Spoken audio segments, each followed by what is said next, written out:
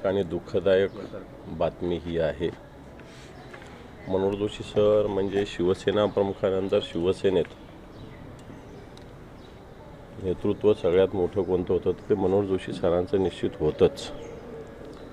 त्यांच्यातल्या एक शिवसैनिक नगरसेवक पदापासून तर लोकसभेच्या अध्यक्षापर्यंत एक शिवसैनिक पोहोचू शकतो हे त्यांनी दाखवलं. नुसतं दाखवलं तर त्या जबाबदाऱ्या त्यांनी योग्यरित्या पार पाडल्या.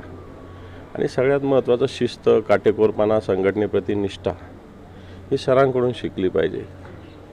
कारण जेव्हा सर मुख्यमंत्री असताना त्यांना शिवसेना प्रमुखांनी राजीनामा द्यायला सांगितलं तर साधं त्यांनी रिप्लाय करून फोन करून विचारलंसुद्धा आणि डायरेक्ट राज्यपालांकडून जाऊन राजीनामा दिला. हे मी का सांगतो की आजच्या काळात पदाला चिकटून राहणं, पदासाठी अनेक पक्ष बदलणारे लोक असताना मनोहर जोशी सरांनी त्यावेळेस एका आदेश नाही एक साधा कागद शिवसेना प्रमुख लिहून दिल्यावर राज्यपालाकडे राजीनामा देणारे मनोहर जोशी.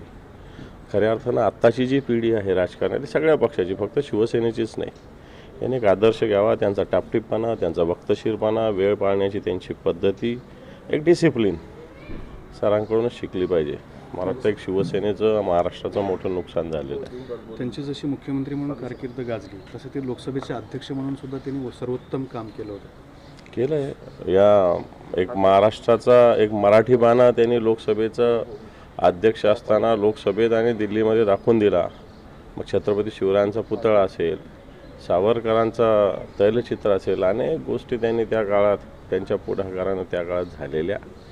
निश्चित महाराष्ट्राची एक छाप दिल्लीमध्ये मनोहर जोशी सरांनी मावळणकरांनंतर जर कोणी सोडली असेल तर ती मनोहर जोशी सरांनी दिल्लीतसुद्धा सोडलेली आहेच. सर, तुमच्या राजकारणी शिवसैनिकांनी त्यांचा वक्तशीरपणा, टापटीपणा, संघटनेप्रती डेडिकेशन ज्याला म्हणता येईल, शिस्त ही सरांकडूनच शिकली पाहिजे.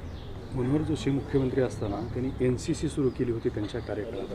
ती NCC सुरू झाल्यानंतर ग्रामीण भागामध्ये पोलीस भरती असेल, सैन्य भरती असेल, याचं वातावरण निर्माण झालं. आणि त्यानंतरच्या काळात ग्रामीण भागातले अनेक तरुण जे आहेत ते सैन्यातसुद्धा भरती झाले, पोलीस दलातसुद्धा भरती झाले.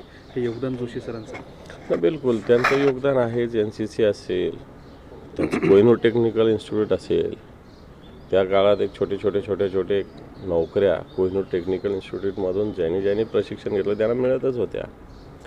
आताचा जो मुंबई पुणे रस्ता आहे, जो एक्सप्रेस हायवे सरांच्या काळातला आहे. मग शिवसेना प्रमुखांचं स्वप्न मनोहर जोशी सर मुख्यमंत्री असताना त्यांनीच साकार केलेलं आहे.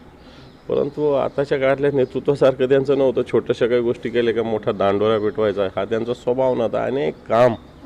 मग आता त्या काळात मला तर आठवतं, मी ग्रामीण भागाला कार्यकर्ता आहे, झोनबंदी त्या काळात साखर कारखानदारांचं एवढं राज्य होतं की सर्वसामान्य माणसाला पिळवटून टाकायचे. ते झोनबंदी उठवण्याचा निर्णय साखर कारखान्याची जी झोनबंदी त्याच झोनमध्ये ज्या झोनमध्ये असेल त्याच झोनमध्ये साखर कारखाना झोनबंदी उठवण्याचा निर्णय मनोहर जोशी सरांनी घेतला. आणि त्यामुळे सर्वसामान्य ऊस उत्पादक शेतकऱ्याला महाराष्ट्रातल्या त्यावेळेस एक ताकद मिळाली. नाही तर हे जे साखर कारखानदार हे तर शेतकऱ्याला पिळून घेत होते. म्हणजे सर्वसामान्य शेतकऱ्याच्या हिताचा निर्णयसुद्धा त्यांनी त्यावेळेस घेतलेला आणि अनेक निर्णय त्यांनी त्यावेळेस असे घेतलेले. त्यांचं असलं तर ते साखर करून दाखवलं होतं. हो, बिलकुल करून दाखवलं होतं. 1 रुपयात झुणका भाकर केंद्र अजूनही काही ठिकाणी झुणका भाकर केंद्र चालू आहेत.